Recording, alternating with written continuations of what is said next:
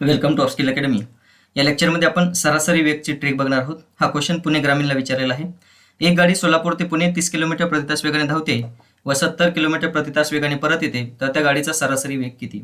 तर एक फॉर्म्युला लक्षात ठेवा सरासरी वेगसाठी. तर सरासरी वेग इक्वल्स टू 2 गुणिले S1 into S2 divided by S1 plus S2. आता हे S1 S2 काय असणार आहे? तर त्या स्पीड असणार आहेत. S1 म्हणजे जातानाची स्पीड आणि S2 म्हणजे येतानाची स्पीड. मग जातानाची स्पीड किती आहे बघा, 30 किलोमीटर प्रति तास. येतानाची स्पीड किती आहे? 70 किलोमीटर प्रति तास. खाली दोघांची बेरीज 70 आणि 30 किती झाले? 100. सॉल्व करा. हा शून्य कटला, हा शून्य कटला, हा शून्य कटला, हा शून्य कटला. वरी काय राहिलं फक्त 2 गुणिले 3 गुणिले 7. 7 × 21, 21 दोन्ही 42 किलोमीटर पर आवर. म्हणून सरासरी वेग किती झाला? 42 kilometre per hour. Option number 4.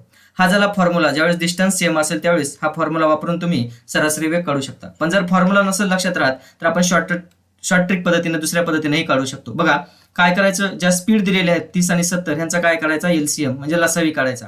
मग 30 आणि 70चा लसावी किती येतोय? 210. तर ते 210 काय असणार आहे? तुमचं अंतर असणार आहे, डिस्टन्स असणार आहे. मग मला सांगा, जाताना 210 किलोमीटरचं डिस्टन्स आहे, कितीच्या स्पीडनं चालले? 30च्या स्पीडनं.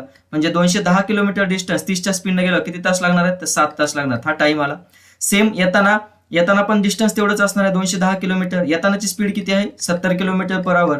तर मग येताना किती तास लागतील? तर 3 तास लागणार आहेत. मग आता मला सांगा टोटल स्पीड किती येईल? जाताना 210 किलोमीटरचा डिस्टन्स आहे, येताना 210. तर टोटल डिस्टन्स किती झालं? 210 प्लस 210 420 किलोमीटर. मग जाताना टाइम किती लागायला? 7 तास. येताना टाइम किती लागायला? 3 तास. टोटल किती झालं? 420 डिवायडेड बाय 10 तास. हे शून्य कटलं म्हणजे स्पीड किती आली? 42 किलोमीटर पर आवर. तर याही पद्धतीने तुम्ही सॉल्व्ह करू शकता. धन्यवाद.